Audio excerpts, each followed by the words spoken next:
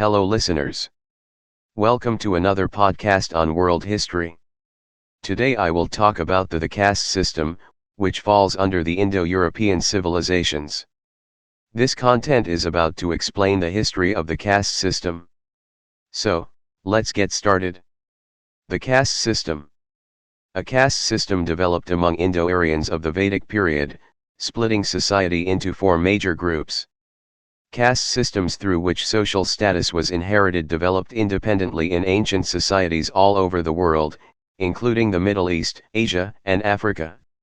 The caste system in ancient India was used to establish separate classes of inhabitants based upon their social positions and employment functions in the community.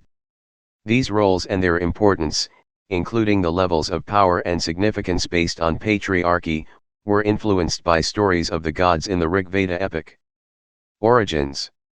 The caste system in India may have several origins, possibly starting with the well-defined social orders of the Indo-Aryans in the Vedic period, c. 1750 to 500 BCE. The Vedas were ancient scriptures, written in the Sanskrit language, which contained hymns, philosophies, and rituals handed down to the priests of the Vedic religion. One of these four sacred canonical texts, the Rig Veda, described the origins of the world and points to the gods for the origin of the caste system. The castes were a form of social stratification in Aryan India characterized by the hereditary transmission of lifestyle, occupation, ritual status, and social status. These social distinctions may have been more fluid in ancient Aryan civilizations than in modern India, where castes still exist, but sociologists are observing intercaste marriages and interactions becoming more fluid and less rigid. Structure. The classes, known as varnas, enforce divisions in the populations that still affect this area of the world today. By around 1000 BCE, the Indo-Aryans developed four main caste distinctions: Brahmin, consisting of priests, scholars, and teachers; Kshatriyas, the kings, governors, and warriors; Vaishyas, comprising agriculturists, artisans, and merchants; and Sudras, the service providers and artisans who were originally non-Aryans but were admitted to Vedic society.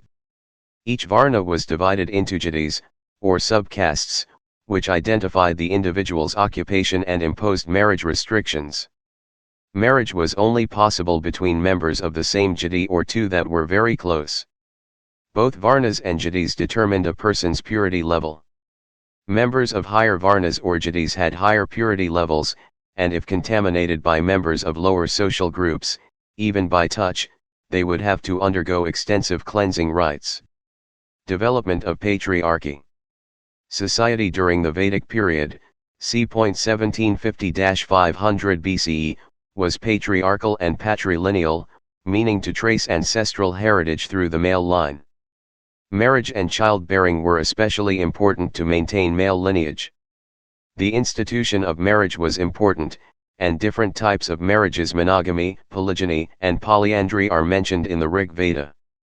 All priests, warriors, and tribal chiefs were men, and descent was always through the male line. In other parts of society, women had no public authority, they only were able to influence affairs within their own homes. Women were to remain subject to the guidance of males in their lives, beginning with their father, then husband, and lastly their sons. Male gods were considered more important than female gods. These distinct gender roles may have contributed to the social stratification of the caste system. Enduring influence. The caste system that influenced the social structure of Aryan India has been maintained to some degree into modern-day India.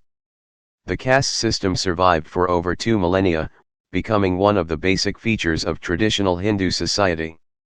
Although the Constitution of India, the supreme law document of the Republic of India, formally abolished the caste system in 1950, some people maintain prejudices against members of lower social classes.